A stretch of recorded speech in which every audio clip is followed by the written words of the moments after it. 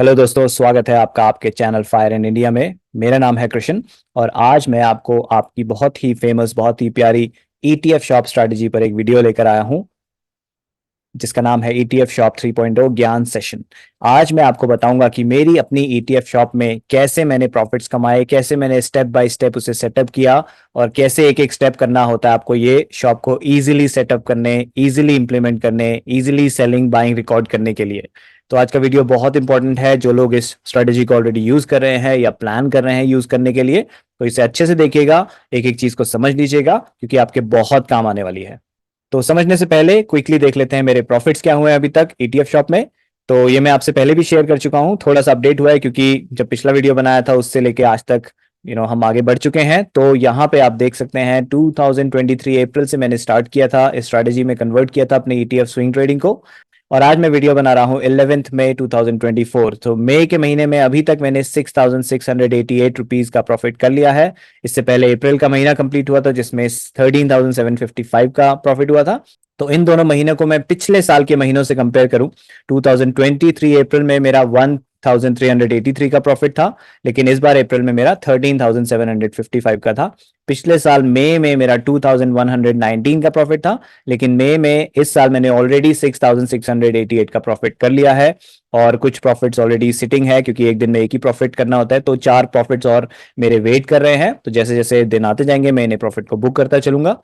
तो अभी तक का ये जो परफॉर्मेंस है, किसी भी बिजनेस को आप ले लें, कितना उसमें टाइम देना पड़ता है, कितना उसमें सर खपाई करनी पड़ती है, वर्सेस ये जो बिजनेस है, ये जो शॉप हम वर्चुअली रन करते हैं शेयर मार्केट में ईटीएफ्स के ऊपर, वो आपको कितना प्रॉफिट दे रहा है, उसको आप कंपेयर कर सकते हैं यहाँ पे। तो इसे कैसे सेटअप करना है आज के वीडियो में मैं आपको पूरा स्टेप बाय स्टेप बताने वाला हूँ। दोस्तों, ईटीएफ शॉप 3.0 को आप लोगों का बहुत प्यार मिला। कई सारे लोगों ने मुझे कमेंट्स किए, कई सारे ईमेल्स किए जिसमें उन्होंने काफ़ी अच्छे अप्रिसिएशन किए और कई लोगों ने काफ़ी सारे क्वेश्चंस किए। तो उन क्वेश्चंस को देखते हुए मुझे ये आइडिया आया कि कई सारे लोग कई सारी चीज़ों पर कंफ्यूज्ड हैं, कैसे शॉप को प्रॉपरली यूज़ करना है, एक एक स्टेप कैसे करना है। तो आज के सेशन में, जिसका नाम मैंने रखा है ज्ञान सेशन ऑन ईटीएफ शॉप 3.0, उसमें मैं आपको डिटेल में ईटीएफ शॉप को समझाऊंगा, उसकी शीट को समझाऊंगा ताकि आप उसे जब यूज करें आपको कोई कंफ्यूजन ना रहे। इसके बाद भी कुछ छूट जाता है तो वो आप कमेंट में बताइएगा, मैं कमेंट के आंसर करूंगा या फिर अगर जरूरत पड़ेगी तो उस पर एक और वीडियो बनाऊंगा। मैं चाहता हूं कि ये जो शॉप वाली स्ट्रैटेजी है ये आप अच्छे से सीख जाएं, और ये जो मैं गूगल शीट के चीजें बताऊंगा ये काफी हद तक और भी गूगल शीट में एप्लीकेबल होंगी। तो अगर आप शॉप वाली नहीं यूज करें, कोई और मेरी गूगल शीट यूज करें, तो भी इस वीडियो को जरूर देखिएगा क्योंकि कहीं ना कहीं वो आपको जरूर हेल्प करेगा गूगल शीट को समझने में। मेन फोकस आज के वीडियो में ईटीएफ शॉप 3.0 के पर्सपेक्टिव से रहेगा और मैं यूज करने वाला हूं लीफो वर्जन मेनली। लेकिन फीफो में क्या फर्क है वो भी मैं क्विकली कवर करूंगा क्योंकि ज्यादा फर्क नहीं है, सिर्फ सेलिंग में ही फर्क आता है, बाकी कॉन्सेप्ट पूरा का पूरा सेम है। तो सबसे पहले स्टेप होता है आप उस शीट को बाय करते हैं, उसके बाद आपको लिंक कैसे मिलेगा वो मैं कवर करता हूं। तो ये वाला लिंक है जहां से आप शीट को बाय करते हैं, इसका लिंक मैं इस वीडियो के डिस्क्रिप्शन में भी दे दूंगा और इसके ओरिजिनल वीडियो जहां पे मैंने ईटीएफ शॉप 3.0 को इंट्रोड्यूस किया था उसका लिंक भी दे दूंगा, ताकि आप पहले वो जाके देख लें और फिर आपको अगर वो शीट यूज करनी है तो आप परचेज कर सकते हैं। तो परचेज का प्रोसेस सिंपल है, इस वेबसाइट पे आपको लेकर आता है वो लिंक और यहाँ पे आपको पेमेंट अमाउंट डालना होता है। 350 मिनिमम है, लेकिन अगर आपको लगता है मेरी मेहनत इससे ज्यादा डिजर्व करती है तो आप यहाँ पे ज्यादा अमाउंट भी भर सकते हैं। अपना नेम, ईमेल, फोन नंबर, ये रेजर पे की रिक्वायरमेंट है तो उसके लिए आपको भरना पड़ता है। और उसके बाद जब आप अपनी पेमेंट कंप्लीट करेंगे ऑटोमेटिकली इस पेमेंट पेज पे ही शीट का लिंक आ जाता है, प्लस मैंने रीडायरेक्ट भी लगा रखा है, कुछ सेकंड्स बाद ऑटोमेटिकली पेज उस शीट पे रीडायरेक्ट हो जाता है। अगर आप मोबाइल पे कर रहे हैं, कई बार मोबाइल में कुछ ऐसे रेस्ट्रिक्शंस होते हैं कि वो रीडायरेक्ट ठीक से नहीं हो पाता है और आपको शीट का लिंक शायद मिस हो जाए, लेकिन उसके लिए कोई चिंता की बात नहीं है। अगर वो हो जाता है तो आपके ईमेल पे भी, अगर आपने ईमेल एड्रेस सही सही डाला है तो एक ईमेल आता है जो कि ऐसा दिखता है। ये ईमेल आता है आपको no-reply@razorpay.com से। इस पे आप रिप्लाई करेंगे तो आपको वापस कुछ रिप्लाई नहीं आएगा। ये नो रिप्लाई वाले ईमेल एड्रेस इसी तरह से होते हैं जो ऑटो जनरेटेड होते हैं, इन्हें कोई मॉनिटर नहीं करता, इसलिए इन्हें रिप्लाई नहीं करना है। लेकिन इसमें इंफॉर्मेशन आ जाती है आपको जो चाहिए। तो इसके सब्जेक्ट में आपको दिखेगा सक्सेसफुल पेमेंट ऑन पेज, और जिस भी चीज का आपने परचेज किया है, इस केस में आपको ईटीएफ शॉप लीफो या लीफो 3.0 या फीफो 3.0 जो भी आपने परचेज किया है उस शीट का पेज का नाम आ जाएगा, जिससे आपको स्ट्रैटेजी भी पता चल जाएगी कि कौन सी शीट का वो बात कर रहे हैं। अगर आपने मल्टीपल शीट करे हैं और आप सर्च कर रहे हैं तो आपको सब्जेक्ट से पता चल जाएगा ये कौन सी वाली शीट का लिंक है। फिर आपके पेमेंट डिटेल्स वगैरह यहाँ पे सब आ जाते हैं और सबसे नीचे आप स्क्रॉल करेंगे तो आपको एक अटैचमेंट मिलेगा पीडीएफ में। इसको जैसे ही आप खोलेंगे, यहाँ पे आपके पूरे पेमेंट डिटेल्स होंगे और सबसे नीचे ये छोटा सा एक लिंक दे रखा है जो कि आपको शीट का एक्सेस दिलाएगा। यहाँ पे मैं क्लिक करता हूँ, देखिए शीट ऑटोमेटिकली खुल जाएगी और मेरे को ये लीफो वाला शीट मैंने खोला है। ये पुराना वाला लिंक है क्योंकि उसी का ईमेल मेरे पास पड़ा हुआ था, लेकिन जो भी परचेज आप करेंगे उसका उस ईमेल में पर्टिकुलर उसी शीट का लिंक आपको मिल जाएगा, तो वहां से आप खोल सकते हैं। इस सब के बावजूद भी आपसे लिंक मिस हो जाता है या फिर ये वाला लिंक काम नहीं कर रहा है, आप मुझे इस ईमेल एड्रेस पे ईमेल कर सकते हैं और मैं आपको लिंक दे दूंगा। तो ये हो गया पहला स्टेप, आपने शीट खरीद ली, शीट का लिंक आपको मिल गया, शीट आपने खोल ली। उसके बाद आपको नेक्स्ट स्टेप क्या करना है, तो शीट खुलते ही आपको ये व्यू ओनली फॉर्मेट में दिखेगी, क्योंकि मेरी शीट का लिंक आपको पहले अपनी एक कॉपी बनानी होती है तो ही आप उसे एडिट कर सकते हैं। सीधा आपको एडिट एक्सेस कुछ नहीं मिलेगा, आप यहाँ पे कोई चेंजेस नहीं कर सकते। इन्फॉर्मेशन आप सारी देख सकते हैं लेकिन चेंजेस तब तक नहीं कर सकते जब तक आप इसकी कॉपी नहीं बना लेते। तो यहां पे अगर आप व्यू ओनली क्लिक करेंगे तो रिक्वेस्ट एडिट एक्सेस का बटन दिखेगा, ये आपको नहीं दबाना है। इससे आप एक अननेसेसरी ईमेल मेरे को भेज देते हैं जिससे आप रिक्वेस्ट करते हैं कि इस शीट का एडिट एक्सेस मैं आपको दे दूं, जो कि पॉसिबल नहीं है क्योंकि हर कोई इसी शीट को एडिट करेगा तो हर किसी का डेटा एक ही शीट में आएगा, यानी कि जो कि इम्पॉसिबल चीज है क्योंकि एक शीट एक बंदे के लिए है। तो ये वाला बटन क्लिक करके आप अननेसेसरीली मेरा काम ना बढ़ाएं, अपना काम ना बढ़ाएं। तो आपको क्या करना है, एक्चुअली यहां पे फाइल मेन्यू में जाना है, मेक अ कॉपी करना है। ये दबाते ही आपको ये पॉपअप दिखेगा जिसमें शीट का नाम होगा, शुरू में कॉपी ऑफ लिखा होगा। इसका नाम आप चेंज कर सकते हैं, सिंपली कॉपी ऑफ भी डिलीट कर देंगे, बाकी का रखेंगे, ये बेस्ट है। ठीक है, इससे आपको पता चलेगा शीट का नाम क्या है और उसकी कौन सी लास्ट अपडेटेड डेट है जो कि लास्ट में यूजुअली आती है। फोल्डर आप डिफॉल्ट माई ड्राइव रखिएगा, इससे ये गूगल ड्राइव में सेव हो जाएगा, कहीं और मत सेव कीजिएगा, हो सकता है आपको बाद में इसे ढूंढने में परेशानी हो। और उसके बाद मेक अ कॉपी क्लिक करते ही इसकी कॉपी बन जाएगी और फिर आप उसको एडिट कर सकते हैं। करते आइए। ठीक है, मेक अ कॉपी करा मैंने और अब इसकी कॉपी बन गई है जो मेरी पर्सनल कॉपी है। इसको आप बुकमार्क कर लीजिए, अपने ब्राउजर में सेव कर लीजिए और इसी वाले यूआरएल से जो ये कॉपी वाला है उससे आपको हर बार एक्सेस करना है। ठीक है, क्योंकि ये आपकी कॉपी है जिसे आप एडिट कर सकते हैं। अब देखिए वो व्यू ओनली चला गया है, फाइल में जाएंगे, आपको सारा पूरा एक्सेस मिल चुका है क्योंकि ये आपकी कॉपी है। कई बार क्या होता है आपको फाइल मेन्यू दिखता ही नहीं है, इसलिए आप मेक अ कॉपी बटन नहीं ढूंढ पाते हैं क्योंकि वो हिडन होता है। देखिए वो हाइड हो गया, मैंने अभी हाइड किया। तो अगर वो आपको फाइल यहाँ पे नहीं दिख रहा है, राइट हैंड साइड में जाइए, इस ड्रॉप डाउन एरो पे क्लिक कीजिए और फाइल मेन्यू डिस्प्ले हो जाएगा और फिर आप फाइल पे क्लिक करके मेक अ कॉपी कर सकते हैं। ठीक है, तो ये एक स्टेप है जिससे आप मेक अ कॉपी बटन ढूंढ सकते हैं। कई लोग क्या करते हैं, इसे डाउनलोड कर लेते हैं अलग अलग फॉर्मेट में, स्पेशली माइक्रोसॉफ्ट एक्सेल में। देखिए ये एक गूगल शीट है, इसमें जो फॉर्मूलाज यूज किए गए हैं वो गूगल फाइनेंस के फॉर्मूला हैं जो एक्सेल में नहीं काम करते हैं। तो अगर आप इसे एक्सेल में डाउनलोड कर लेंगे तो ये शीट ठीक से काम नहीं करेगी, इसके मेजॉरिटी ऑफ द फॉर्मूलाज काम नहीं करेंगे जिस पे ये शीट चलती है और आपकी शीट यूजलेस हो जाएगी। तो आपको इसे एक्सेल में या किसी भी फॉर्मेट में यहाँ पे डाउनलोड नहीं करना है, सिंपली आपको मेक अ कॉपी करके ही इसे यूज करना है, ये बात ध्यान रखिए।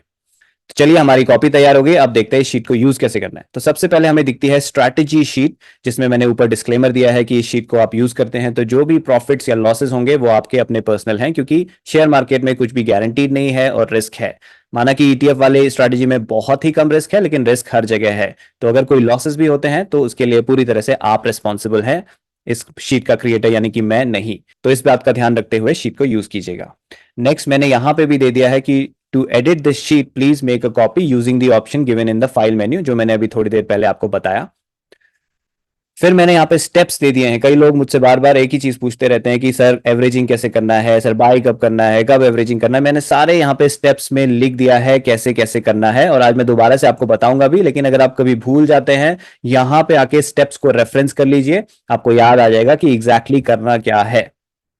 ठीक है, और सबसे लास्ट स्टेप मैंने ब्लैक में हाईलाइट इसलिए कर दिया क्योंकि लीफो और फीफो में यही जाके फर्क आता है। बाकी के स्टेप सेम है, हर एक चीज हम सेम तरीके से करते हैं, लेकिन जब सेलिंग करते हैं, ये लीफो वाली शीट है तो लीफो वाले में हम लास्ट इन फर्स्ट आउट करते हैं, जिसका मैं एग्जांपल आपको दिखाऊंगा कैसे लीफो फीफो काम करते हैं, क्या डिफरेंसेस हैं, क्या फायदे हैं, क्या नुकसान है। इसके ऊपर मैंने एक डिटेल्ड वीडियो बनाया था, उस लीफो वीडियो का लिंक मैं आपको डिस्क्रिप्शन में दे दूंगा, वहां से जाके आप लीफो को अच्छे से समझ लीजिए। अगर लीफो आपको समझ में नहीं आता है, नॉट अ बिग डील, ऐसा नहीं है कि लीफो करना ही करना है, लीफो समझ में आता है तो कीजिए। मैं पर्सनली लीफो ही करता हूं, लेकिन नहीं समझ में आता है आप सिंपली फीफो कीजिए ताकि आपकी सारी कोई कंफ्यूजन ना हो, सब क्लैरिटी में रहे। ठीक है, लेकिन लीफो करना है तो लीफो का वीडियो अच्छे से देख के उसके एग्जांपल्स को समझ के, ब्रोकर में लीफो नहीं होता है, गूगल शीट में ट्रैक करते हैं, ये सब समझने के बाद ही लीफो स्टार्ट कीजिएगा तो आपके लिए बेहतर रहेगा।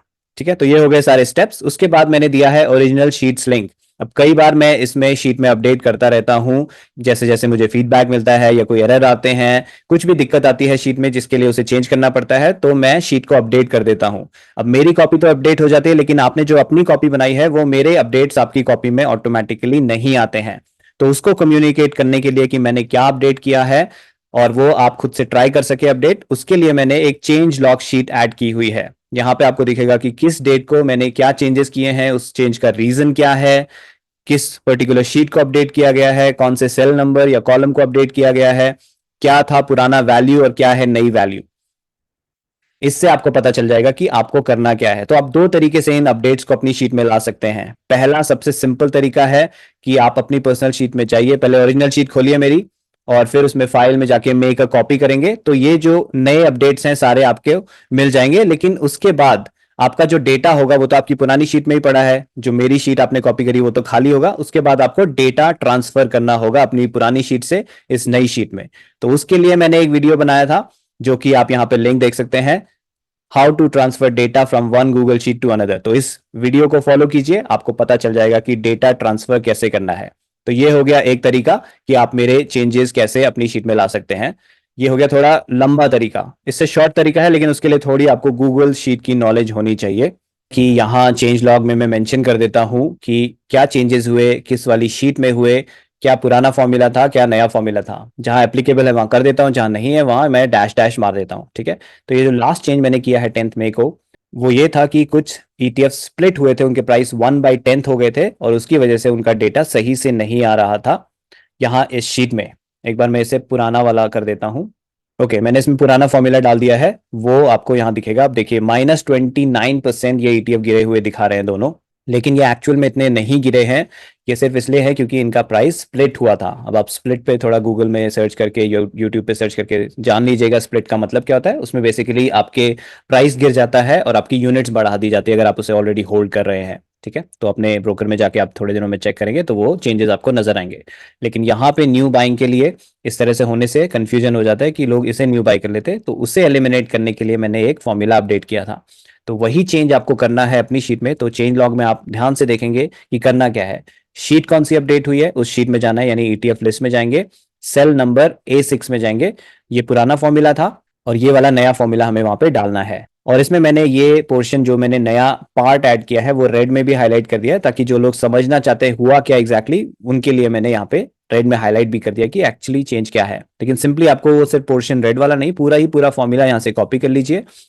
ईटीएफ लिस्ट में A6 में जाइए, ईटीएफ लिस्ट A6। अब यहाँ पे आपको पुराना फॉर्मूला दिख रहा है, इक्वल टू के बाद जो फॉर्मूला आ रहा है वो पूरा का पूरा डिलीट कर दीजिए और नया फॉर्मूला जो आपने कॉपी किया है चेंज लॉग से वो पेस्ट कर दीजिए अपनी शीट में। ठीक है, मेरी शीट से आप कॉपी करेंगे, अपनी शीट में पेस्ट करेंगे, एंटर दबाइए और चेंजेस आपकी शीट में हो गए। बाकी का आपको फिर डेटा ट्रांसफर वगैरह कुछ नहीं करना पड़ेगा, सिंपल हो गया। लेकिन कई चेंजेस ऐसे होते हैं जो इतने सिंपल फॉर्मूला से नहीं हो सकते, उनको आपको कॉपी करके शीट दोबारा बना के डेटा ट्रांसफर करने वाले मेथड से करना होगा।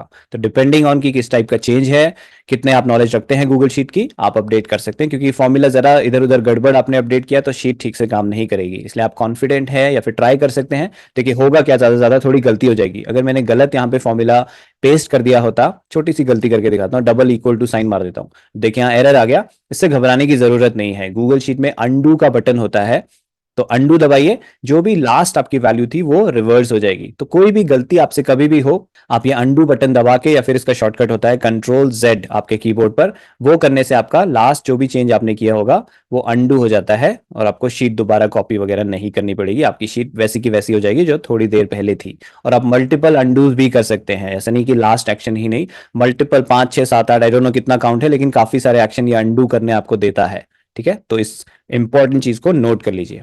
अभी मैं वापस वो फॉर्मूला डाल देता हूं जो सही वाला फॉर्मूला था। ओके, तो अब मैंने सही फॉर्मूला जो लेटेस्ट फॉर्मूला वो यहाँ पे डाल दिया। तो चेंज लॉग शीट आपको इस तरह से यूज करनी है।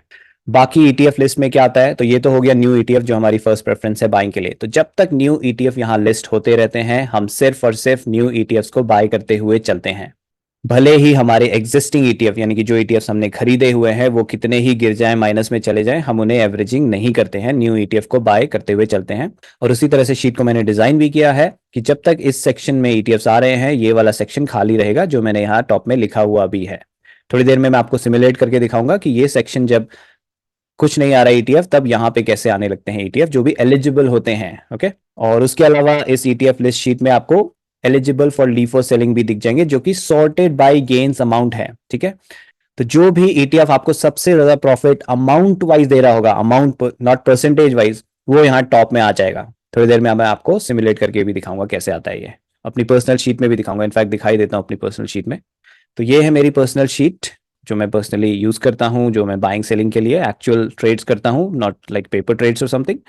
तो यहाँ पे देखिए ईटीएफ लिस्ट में एलिजिबल फॉर लीफो सेलिंग, यहाँ पे सारे वो ईटीएफ्स आ रहे हैं जो लीफो के लिए सेलिंग के लिए एलिजिबल हैं। और ये वाला जो टॉप में आ रहा है उसका अमाउंट देखिए, ये 964 का प्रॉफिट मुझे देता अगर मैं इसे बेचता, इसलिए वो टॉप में आ रहा है। और सबसे नीचे जो आ रहा है 779 वाला आ रहा है, इसमें ऑटोमेटिकली वो फिल्टर आउट होके आए हैं जो कि 700 से ऊपर मुझे प्रॉफिट दे रहे हैं, क्योंकि वो मैंने टारगेट सेट किया हुआ है।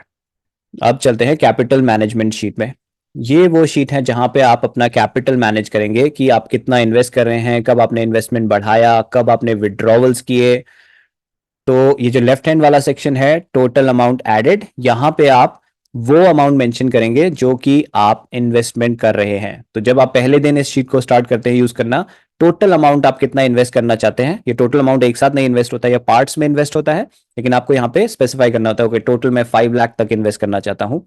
तो डेट डालिए और अमाउंट डालिए यहाँ पे। ठीक है, 5 लाख का अगर आप 6 लाख करना चाहते हैं, यहाँ पे आप 6 लाख कर दीजिए। ये अगेन देखिए ये येलो में है इसलिए आप एडिट कर सकते हैं। अगर ये येलो में नहीं होता, जैसे टॉप में ये 6 लाख आ रहा है, यहाँ एडिट नहीं करना है। यहाँ देखिए फॉर्मूला लगा हुआ है, जहां भी फॉर्मूला लगा होगा जैसे ही आप सेल पे क्लिक करेंगे इस एफ वाले के आगे देखेंगे आपको इक्वल टू समथिंग समथिंग दिखेगा, यानी कि वो फॉर्मूला है। यहाँ पे आपने चेंजेस कर दिए तो आपकी शीट में गड़बड़ी आ जाएगी। तो ये हो गया आपका शुरुआती कैपिटल। अब इन्वेस्ट करते करते, स्ट्रैटेजी करते करते, may be after 3 month 6 month, जब भी आपको लगता है आपको कैपिटल बढ़ाना है, यहाँ पे आपको डेट डालनी है और कितना अमाउंट आप बढ़ा रहे हैं वो अमाउंट यहाँ डालिए। अब देखिए टोटल ऊपर 6,50,000 हो गया क्योंकि मैंने 50,000 बढ़ा दिया है। इसका क्या सिग्निफिकेंस है, ये वाला अमाउंट जो टॉप में आ रहा है ये खरीदा हुआ माल शीट में ऑटोमेटिकली यहाँ पे आ जाता है कैपिटल, इन्वेस्टमेंट कैपिटल के नीचे। ठीक है, तो यहाँ पे आपको मैनुअली नहीं चेंज करना है क्योंकि ये येलो में नहीं है, यहाँ ये शीट से आ रहा है, दूसरी वाली शीट से। अब आप कोई विड्रॉवल करते हैं, आपने खूब सारा प्रॉफिट कमा लिया स्ट्रैटेजी में से, अब आप कुछ विड्रॉ करना चाहते हैं ताकि आप उसे अपने खर्चे के लिए यूज कर पाए या फिर किसी और जगह इन्वेस्ट करने के लिए यूज कर पाए, उसके लिए आपको डेट डालनी है और अमाउंट डालना है आप कितना विड्रॉ कर रहे हैं। ठीक है, शीट रिकॉर्ड कर लेगी आपने कितना अभी तक टोटल जमा किया है, 6,50,000, 6,50,000, एंड आपने विड्रॉ कर लिया है 50,000, तो इसका नेट होता है 6 लाख, यानी कि 6 लाख अभी भी आपका इन्वेस्टेबल कैपिटल है। ये 6 लाख शीट यहाँ 6 लाख ले लेती है। तो जैसे जैसे आप वहां अमाउंट कैपिटल मैनेजमेंट में चेंज करेंगे, प्लस जैसे जैसे आपके प्रॉफिट्स बढ़ेंगे, प्रॉफिट्स आप बुक करेंगे, वो भी ऐड होते रहेंगे आपकी इस वाले कैपिटल इन्वेस्टमेंट में। अब नेक्स्ट होता है, इस कैपिटल इन्वेस्टमेंट को 50 पार्ट्स में शीट डिवाइड करती है। लीफो वाली शीट में 50 में डिवाइड करते हैं, फीफो में 60 में डिवाइड करते हैं। ठीक है, लीफो में इसलिए कम पार्ट्स में किया है क्योंकि यहाँ मनी रोटेशन जल्दी जल्दी होता है जिस तरह से हम सेलिंग करते हैं।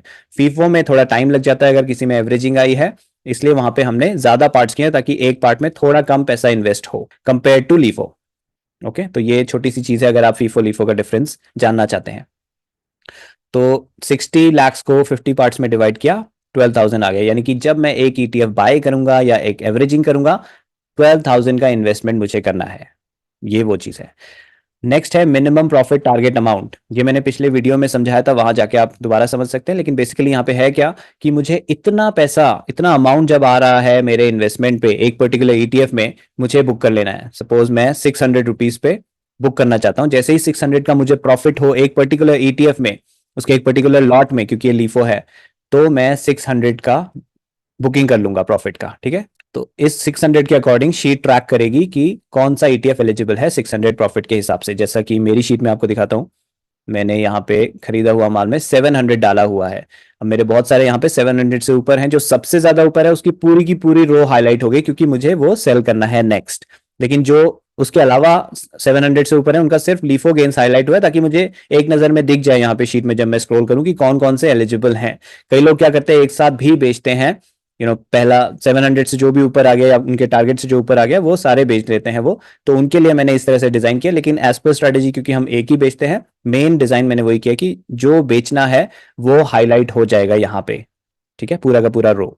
और अगर आप अमाउंट से नहीं परसेंटेज से करना चाहते हैं तो आप अमाउंट डिलीट कर देंगे और परसेंटेज यहाँ स्पेसिफाई कर देंगे कि आप 6% पे करना चाहते हैं, 5% पे करना चाहते हैं, और उसके अकॉर्डिंगली शीट ट्रैक करेगी, जिसमें 5% आ जाएगा वो आपको ग्रीन में हाईलाइट करके दिखा देगी, जैसे कि अमाउंट के लिए दिखाया सिमिलर वे में परसेंटेज को ट्रैक करके वो आपको दिखा देगी। नेक्स्ट यहाँ पे आप डिफाइन कर सकते हैं फॉल परसेंट फॉर एवरेजिंग।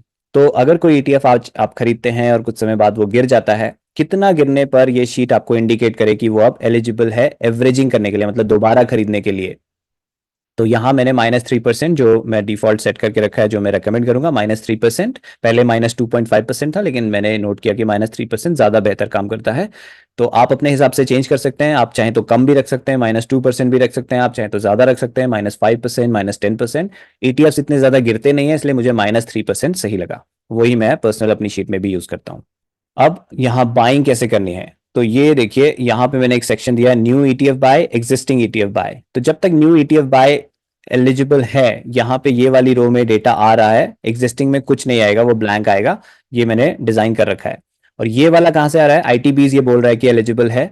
ये कैसे आ रहा है, ईटीएफ लिस्ट में आप जाएंगे, मैंने आपको बताया था यहाँ पे रैंकिंग होती है, तो सबसे ऊपर आईटीबीज है, यही चीज खरीदा हुआ माल में यहाँ पे आ रही है। तो जो भी इस ईटीएफ लिस्ट में टॉप में होगा वो ऑटोमेटिकली यहाँ आ जाएगा, आपको दिख जाएगा। ये मैंने इसलिए किया है क्योंकि मोस्टली हम इसी शीट में काम करते हैं, तो बार बार शीट स्विच ना करनी पड़े, इसलिए मैंने यहाँ पे दे दिया है आपको कन्वीनियंस के लिए। तो यहाँ आपको क्या करना है, अगर आप आईटीबीज बाय कर रहे हैं, यहाँ बाय डेट से लेके सजेस्टेड क्वांटिटी तक कीजिए, और यहाँ पे बाय डेट ये जो येलो के नीचे है, राइट क्लिक कीजिए, पे स्पेशल वैल्यूज ओनली, ये बहुत इंपॉर्टेंट स्टेप है। वैल्यूज ओनली, खाली पेस्ट कर दिया, ये जो पेस्ट है Ctrl+V, देखिए क्या होगा। इनफैक्ट मैं कीबोर्ड पे दबा के करता हूँ Ctrl+V, देखिए एरर आ गया, क्योंकि वो एक्चुअली फॉर्मूलाज लेकर आ गया, फॉर्मूला पेस्ट कर दिया, अब सारी शीट ढंग से काम करना बंद हो गई है। तो पेस्ट नहीं करना है, ये हो जाए अगेन, जैसे मैंने आपको थोड़ी देर पहले बताया, अंडू यूज करिए, गलती से आपने कुछ कर दिया अंडू करिए, शीट पहले जैसी हो जाएगी जो लास्ट स्टेप से पहले थी, और फिर आप प्रॉपरली वो स्टेप कीजिए, दोबारा इसे कॉपी कीजिए, और यहाँ पे right click, paste special values only, और इसका शॉर्टकट है Ctrl+Shift+V कीबोर्ड पर। अब देखिए प्रॉपर तरीके से यहाँ पे आ गया है, ठीक है।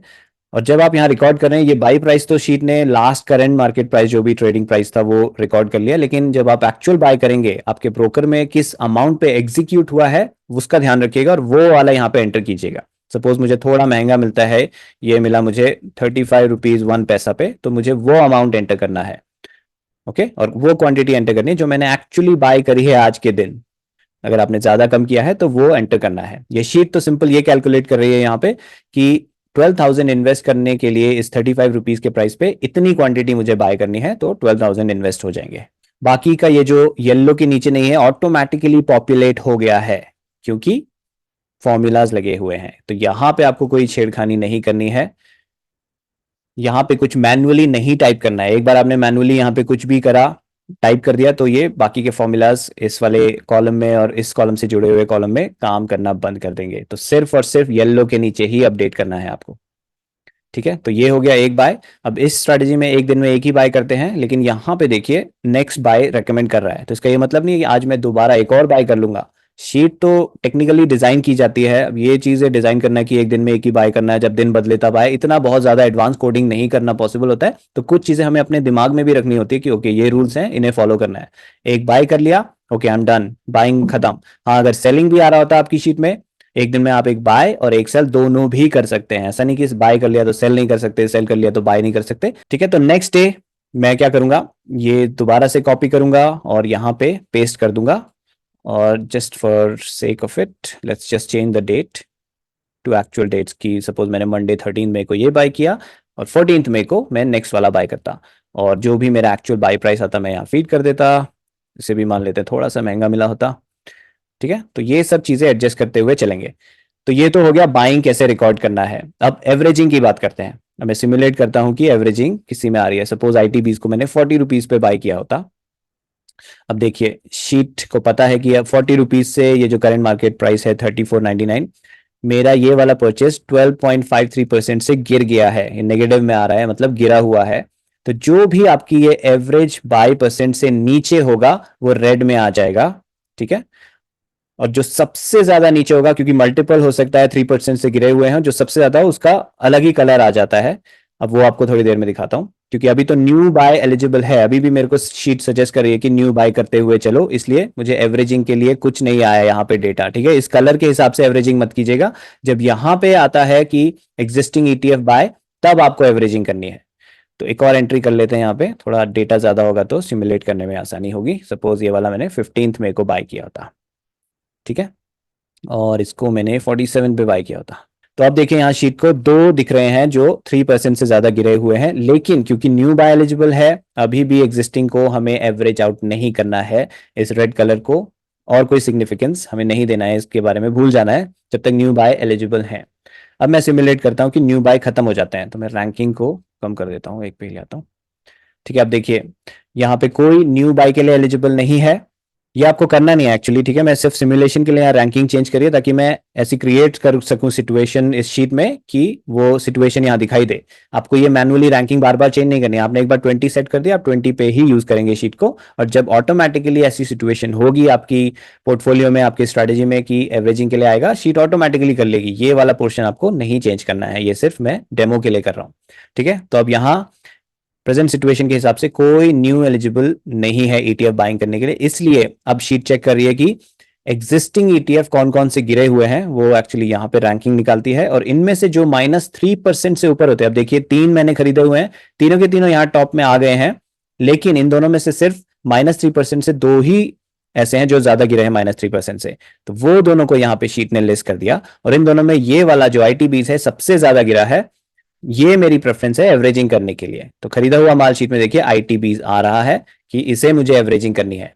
और यहाँ कलर देखिए अब चेंज हो गया है, इस आईटीबीज के ईटीएफ की रो चेंज हो गई है, क्योंकि मुझे अब वो एवरेजिंग करनी है। तो एवरेजिंग की एंट्री कैसे करनी है, यहां मैंने लिखा है, देखिए ETF code enter same ETF in subsequent rows, मतलब एक के नीचे दूसरी रो होनी चाहिए जब आप सेम ईटीएफ की एंट्री कर रहे हैं। तो आईटीबीज की एंट्री यहाँ पे ब्लैंक रो में नहीं होगी, रो नंबर 12 में नहीं होगी, रो नंबर 10 में होगी। लेकिन यहाँ तो कुछ ऑलरेडी एग्जिस्ट करता है, तो मुझे एक ब्लैंक रो क्रिएट करनी पड़ेगी, वो बहुत सिंपल है। यहाँ रो नंबर 10 पे राइट क्लिक करूंगा और इसके ऊपर मुझे एक ब्लैंक रो चाहिए, तो मैं क्या करूंगा, इंसर्ट वन रो अबव। अब देखिए ये जो बाकी का डेटा था वो नीचे मूव हो गया और एक ब्लैंक रो यहाँ नीचे क्रिएट हो गई। और ये जो आप रो क्रिएट कर रहे हैं या कुछ भी यहाँ डिलीट करते हैं, ये जो राइट हैंड साइड में टेबल है वो भी मैंने स्मार्टली डिजाइन किए हैं, उनको कोई इफेक्ट नहीं पड़ेगा, वो ऑटोमेटिकली एडजस्ट होकर सही पोजीशन में आ जाएंगे, ठीक है। तो उसके बारे में फिक्र करने की जरूरत नहीं है कि मैं न्यू रो इंसर्ट करूंगा तो ये खराब हो जाएंगे, इन पे कोई असर नहीं पड़ेगा।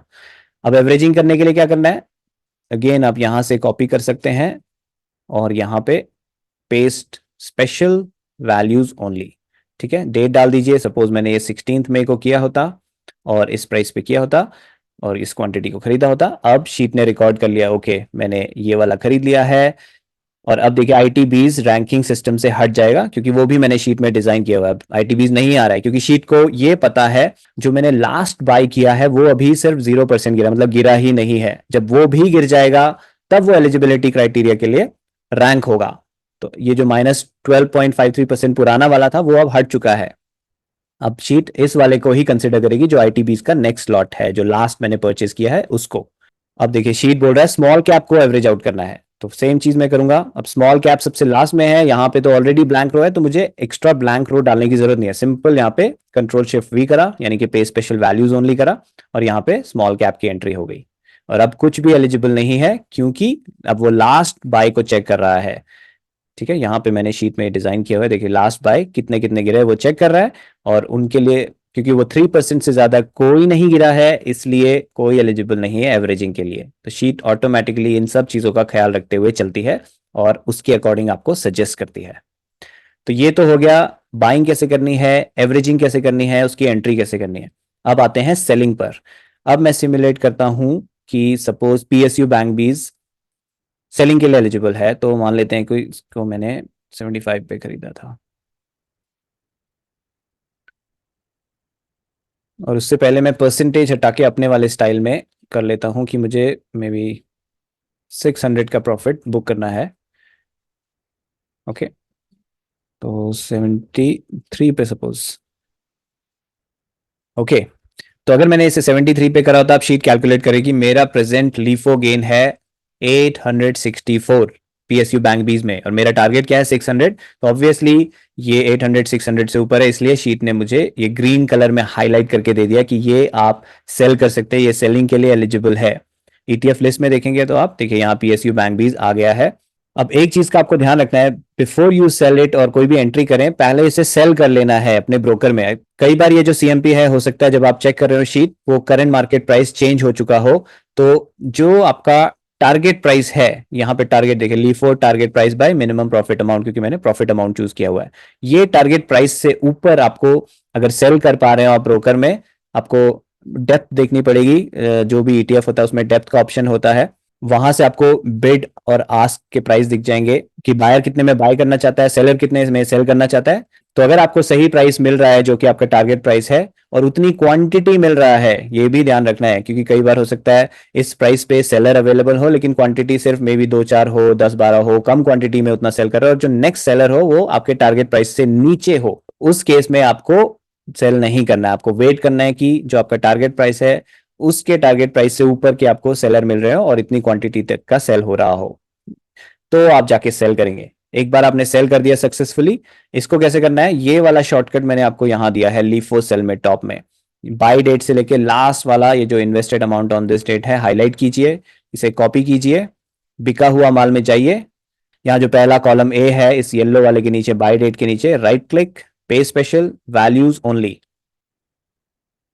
सब कुछ पेस्ट हो गया, सेल प्राइस पेस्ट नहीं हुआ, क्योंकि जैसा मैंने कहा शीट तो लास्ट ट्रेडेड प्राइस दिखाती है और जरूरी नहीं है कि हम उस पर सेल कर पाए, इसलिए जिस पे एक्चुअली आपने सेल किया है वो यहाँ पे आप फीड करेंगे।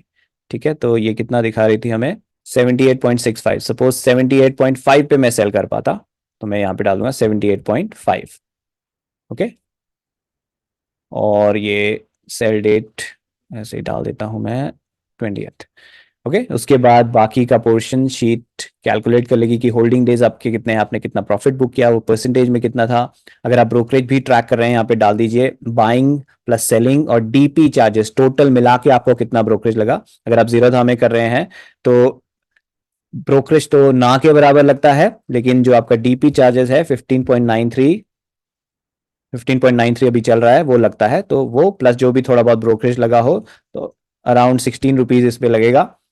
ठीक है, वो आप यहाँ पे डाल दीजिए और उसके हिसाब से फिर शीट कैलकुलेट कर लेगी कि आपका short term capital gain tax कितना है। इसमें फॉर्मूला लगा है कि 10% का short term capital gain plus उस पे 4% एजुकेशन सेस शीट कैलकुलेट करती है। इसके बाद आपका प्रॉफिट कितना बचता है, क्योंकि ब्रोकरेज तो आपकी जेब से चला जाएगा, इनकम टैक्स भी आपको देना पड़ेगा, उसके बाद इतना बचता है। अगर आप खुद को डिविडेंड पे करना चाहते हैं उसको यहाँ ट्रैक कर सकते हैं। यहाँ देखिए 20% का महेश सर ने सजेस्ट किया था, वो हम यूज कर रहे हैं यहाँ पे। लेकिन अगर आप नहीं देना चाहते, आपको डिविडेंड सारा का सारा अमाउंट आप ग्रोथ में यूज करना चाहते हैं, इसको जीरो कर दीजिए, और जीरो करते ही ये जीरो रिकॉर्ड करेगा। लेकिन अगर आप पे करना चाहते हैं तो आप 20% 10% जो भी रखना चाहते हैं वो परसेंटेज में यहाँ येलो कलर में फीड करेंगे। ठीक है, और वो रिकॉर्ड कर लेगी शीट की इतना आ रहा है, और फाइनली सब कुछ माइनस करने के बाद इतना प्रॉफिट आपको नेट बचेगा आपके पास, वो है हमारा ग्रोथ अमाउंट, यानी कि जिस अमाउंट से हमारी स्ट्रेटजी ग्रो करेगी, इससे कंपाउंडिंग इफेक्ट आएगा, वो ये अमाउंट है। तो जैसे जैसे आप सेल करेंगे सारा ग्रोथ अमाउंट यहाँ ऐड अप होगा, और ये फाइनली जाके हमारे कैपिटल मैनेजमेंट में देखिए, पहले 6 लाख था, अब वो 557 का जो हमने ग्रोथ अमाउंट है वो ऐड हो गया है, वो यहाँ हो गया, और इसी का इफेक्ट यहाँ पे आ जाएगा हमारे खरीदा हुआ मार्कशीट में। यहाँ देखिए, तो पहले 12,000 पर बाय कर रहा था, अब इसने बाय अमाउंट हमारा बढ़ा दिया 12,011 रुपीज। अभी थोड़ा छोटा प्रॉफिट है इसलिए छोटा अमाउंट बढ़ा है, लेकिन जैसे जैसे बढ़ेगा, जैसे कि मेरी शीट में आप देखेंगे, कैपिटल मैनेजमेंट में जाऊं मैं तो मैंने 5 लाख से स्टार्ट किया था, उसके बाद मैंने 2 लाख और बढ़ाया था, यानी 7 लाख बढ़ाया, लेकिन मेरे प्रॉफिट अमाउंट इतने ऐड हो गए कि टोटल 8,30,000 पे चला गया है। इसलिए मेरा कंपाउंडिंग इफेक्ट की वजह से अब मैं 16,606 की पर बाइंग कर रहा हूं। पहले मैं कम की बाई कर रहा था, लेकिन बढ़ते बढ़ते अब इस पे पहुंच गया हूं, तो ये कंपाउंडिंग इफेक्ट आपकी शीट में आएगा ऑटोमेटिकली।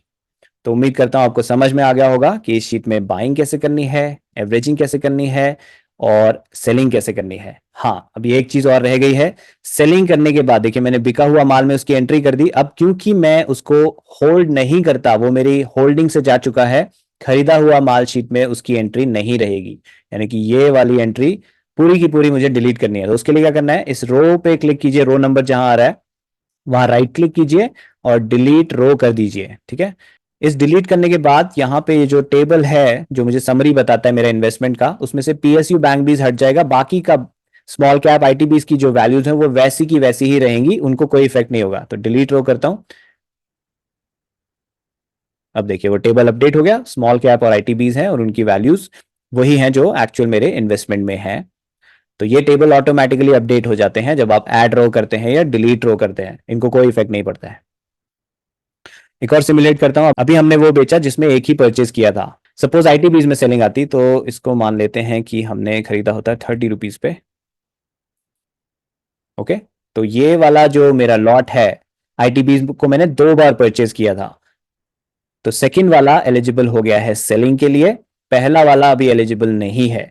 तो लीफो कर रहा हूं क्योंकि मैं, तो लीफो के हिसाब से मैं यहाँ पे ये वाला लॉट बेचूंगा। तो लीफो के हिसाब से मुझे सेकंड लॉट बेचना है। अगेन वही चीज यहाँ टॉप में आ जाता है, वो उसको पूरा का पूरा हाईलाइट कीजिए, लास्ट तक कॉपी कीजिए, बिका हुआ माल में जाके उसकी एंट्री करिए, पे स्पेशल वैल्यूज ओनली।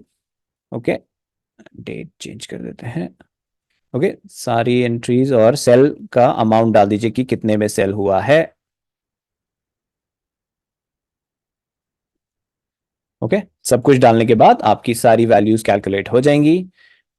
और ये देखिए अब मेरा टोटल ग्रोथ अमाउंट हो गया है 1702 रुपीज।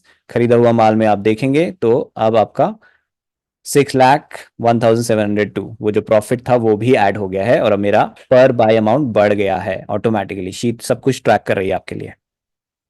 और क्योंकि मैंने आईटीबीज का सेकंड लॉट सेल कर दिया है, इसके लिए मैं इसे राइट क्लिक करूंगा और डिलीट रो करूंगा।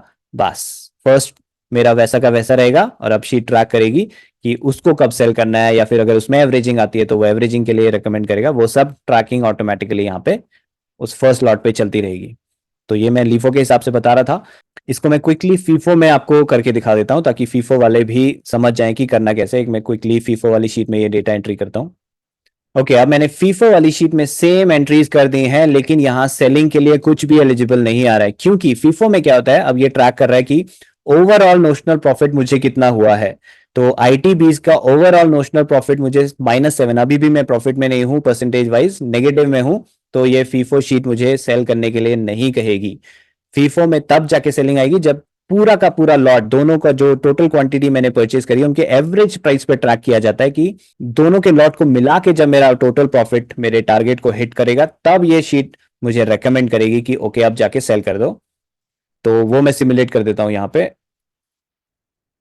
ओके, तो सपोज मैंने इस प्राइस पे बाई किया था, और क्योंकि अब मेरा टोटल प्रॉफिट 1708 हो गया है जो कि मेरे टारगेट 600 से ऊपर है, इसलिए शीट मुझे रेकमेंड कर रही है कि आईटीबीज को सेल कर दो। तो इसके लिए मुझे क्या करना है, यहां पहले लॉट से उसकी पहली बाइंग डेट से हाईलाइट करते हुए ये यहां पे invested amount on this date दोनों रोज को हाईलाइट करना है। अगर 3 रोज होती आईटीबीज की तो तीनों रोज को, जितने मैंने खरीद रखे हैं और जो सेल के लिए एलिजिबल हो गए, सारे के सारे एक साथ एलिजिबल होते हैं फीफो में।